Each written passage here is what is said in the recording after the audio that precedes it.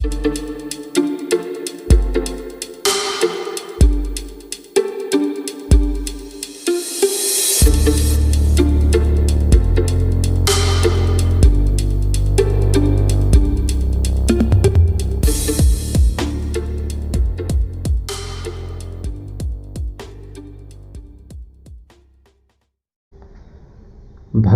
की सत्यता की जांच नहीं की जा सकती। भगवान के अस्तित्व को लेकर संसार में बहुत सारी फिलॉसफी है, बहुत सारी परिभाषाएं हैं।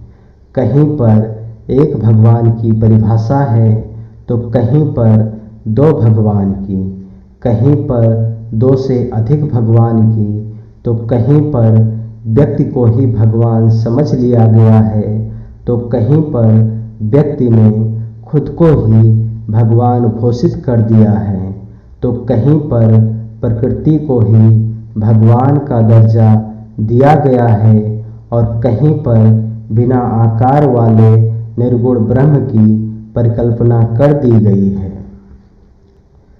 संसार में जितनी भी धार्मिक फिलॉसफी मौजूद है, जितनी भी धार्मिक परिभाषाएं रची गई हैं, सभी में आपको भगवान का एक अलग नाम और रंग रूप देखने को मिल जाएगा।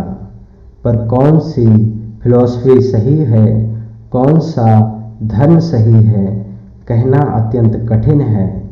आज तक इस संसार में भगवान के नाम पर जितनी रिसर्च हुई है, जितनी खोजबीन की गई है, वो शायद ही किसी अन्य चीज पर आज तक की गई है।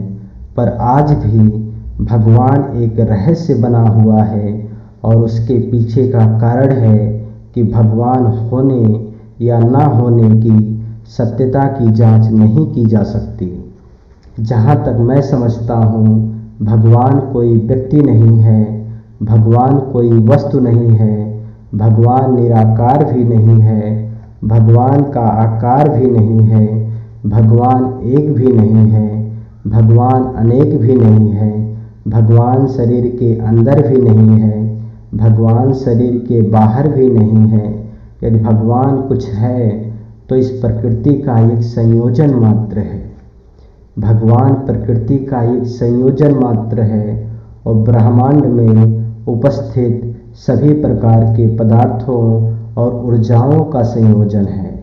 चाहे वो जैविक ऊर्जा हो या फिर अजैविक, चाहे वो गतिज ऊर्जा हो या फिर स्थितिज ऊर्जा, चाहे वो प्रकाशीय ऊर्जा हो या फिर पदार्थीय ऊर्जा, या फिर ब्रह्मांड में उपस्थित कोई अन्य प्रकार की ऊर्जा ही क्यों ना हो, भगवान सभी प्रकार के पदार्थों और ऊर्जाओं का संयोजन मात्र है। जो जीवन के लिए उत्तरदायी हैं उसका भी, और जो जीवन के लिए नुकसानदायक हैं उसका भी, जिनका जीवन पर प्रभाव पड़ता है उसका भी, जिनका जीवन पर कोई प्रभाव नहीं पड़ रहा है उसका भी। देखा जाए तो कण कण में भगवान है की परिभाषा पूर्णतः सत्य नहीं है। सच तो यह है कि कण कण में भगवान का अंश मात्र है, कण कण में पूर्ण भगवान नहीं है। और जहाँ तक भगवान की सत्यता की जांच का प्रश्न है तो उसकी जांच तब तक नहीं की जा सकती है जब तक हम ब्रह्मांड के सारे रहस्यों को खंगाल नहीं लेते। जब तक हम ब्रह्मांड के सारे रहस्यों को जान नहीं लेते तब तक भगवान को समझना भी असंभव है। और जिस दिन हम प्रकृति के सारे रहस्यों को, सारे अवयवों को जान लेंगे, यकीन मानिए उस दिन हम भगवान के रहस्य को भी समझ लेंगे। क्योंकि कण कण में पूर्ण भगवान होने की धारणा सत्य नहीं है। सत्य यह है कि कण कण में पूर्ण भगवान नहीं है, कण कण में भगवान का अंश मात्र है।